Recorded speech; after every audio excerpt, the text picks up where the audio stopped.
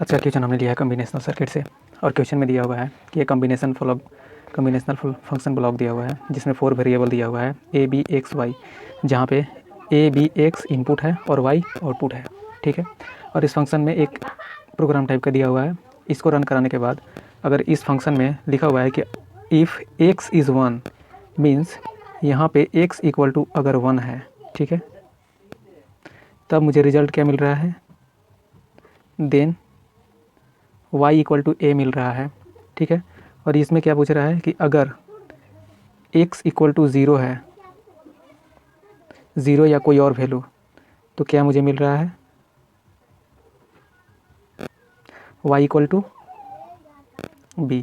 अगर ये Boolean variable है तो 0 1 ही होगा, 0 के अलावा यहाँ पे x का वैल्यू कुछ नहीं हो सकता, 0 1 के अलावा। ठीक, तो ये हम यहाँ से समझ सकते हैं कि ये जो x है, x का जो वैल्यू दिया हुआ है वो सेलेक्ट लाइन की भांति काम कर रहा है। जैसा कि हम लोग मल्टीप्लेक्सर में पढ़ते हैं कि जो सेलेक्ट लाइन रहता है वो सिलेक्शन का काम करता है, तो सेम उसी तरह से यहाँ भी एक सिलेक्शन का काम कर रहा है। ठीक है, इनपुट लाइन को सिलेक्ट कर रहा है कि इनपुट पे हम क्या दे रहे हैं और आउटपुट पे क्या जा रहा है। ठीक है, तो इसके अनुसार हम यहाँ पे एक सर्किट बनाते हैं। ठीक है, multiplexer according to this situation. यहाँ पे क्या करते हैं, यहाँ पे हम क्या इनपुट देंगे, एक्चुअली एक्स मेरा जो है सेलेक्ट लाइन की भांति काम कर रहा है, S0 इसको मान लेते हैं, इनपुट दे देते हैं एक्स, और यहाँ पे ए, क्योंकि क्वेश्चन में बोला गया है कि ए और बी और एक्स इनपुट है, तो ये इनपुट पे दे दिए और इसको क्या कर दिए वाई पे। अगर इसको देखा जाए तो ये 2 ऑन मार्क्स है।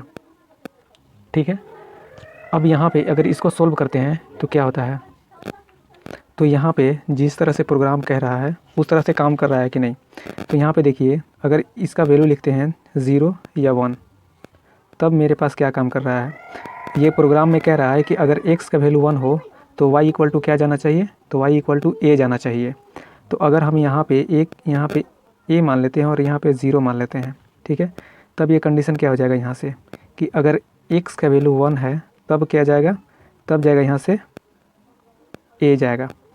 तो a के लिए यहाँ पे क्या हो जाएगा, a और x, अगर यहाँ पे जाएगा तो x का कम्प्लीमेंट हो जाएगा, और 0 के लिए क्या जा रहा है, b। तो यहाँ पे अगर हम इसका फंक्शन डिराइव करते हैं तो क्या हो जाता है, यहाँ पे आ जाता है कि ax प्लस bx का कम्प्लीमेंट। ठीक है, ये y इक्वल टू निकल के आता है। अब यहाँ पे देखेंगे कि इसके अनुसार मेरा प्रोग्राम रन कर रहा है कि नहीं। देखिए यहाँ पे अगर x का वैल्यू हम यहाँ पे 0 लेते हैं, इफ़ x इक्वल टू 0, ठीक है, x इक्वल टू 0 लेते हैं तो ये y इक्वल टू a नहीं, y इक्वल टू b देगा। तो यहाँ पे अगर 0 1 वैल्यू रख के देखिए इसके अनुसार, तब देखिए क्या होता है। तो मेरा देखिए यहाँ पे अगर x का वैल्यू कुछ ले लेते हैं, अगर x का वैल्यू 1 है, सॉरी यहाँ पे थोड़ा सा ध्यान दीजिएगा, ध्यान देने वाली बात है।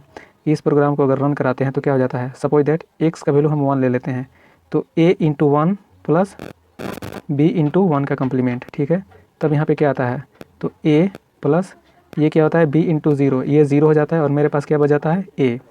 अगर सिमिलरली इसी तरह से हम क्या करते हैं, x का वैल्यू 0 लेते हैं तब क्या ये फंक्शन क्या करता है, तो 0 लेते हैं तो देखिएगा a इंटू 0 हो जाएगा, इसमें वैल्यू पुट करते हैं तो x का वैल्यू प्लस b इंटू 0 का कम्प्लीमेंट हो जाएगा, यहाँ से ये 0 हो जाएगा और प्लस यहाँ से ये b इंटू 1 हो जाएगा। तो मेरे पास क्या आ रहा है, अब इस कंडीशन में मेरा प्रूफ हो गया कि अगर हम x का वैल्यू 1 दे रहे हैं तो a आ रहा है और x का वैल्यू 0 दे रहे हैं तो b आ रहा है, मतलब कि ये जो सर्किट है वो पूरी तरह से काम कर रहा है मेरे पास, और ये फंक्शन भी। ठीक है, तो हम ऑप्शन में देखेंगे कि ये क्या दिया है, तो ऑप्शन में सी में दिया हुआ है मल्टीप्लेक्सर, और यही मेरा करेक्ट आंसर है। दोस्तों, हम गेट का न्यूमेरिकल पूरी तरह से आपको जल्द से जल्द प्रोवाइड कराने की कोशिश कर रहे हैं। आप हमारे चैनल को सब्सक्राइब कर लें ताकि आपको जल्द से जल्द कोई वीडियो अपलोड करने के बाद नोटिफिकेशन मिलता रहे। Thank you.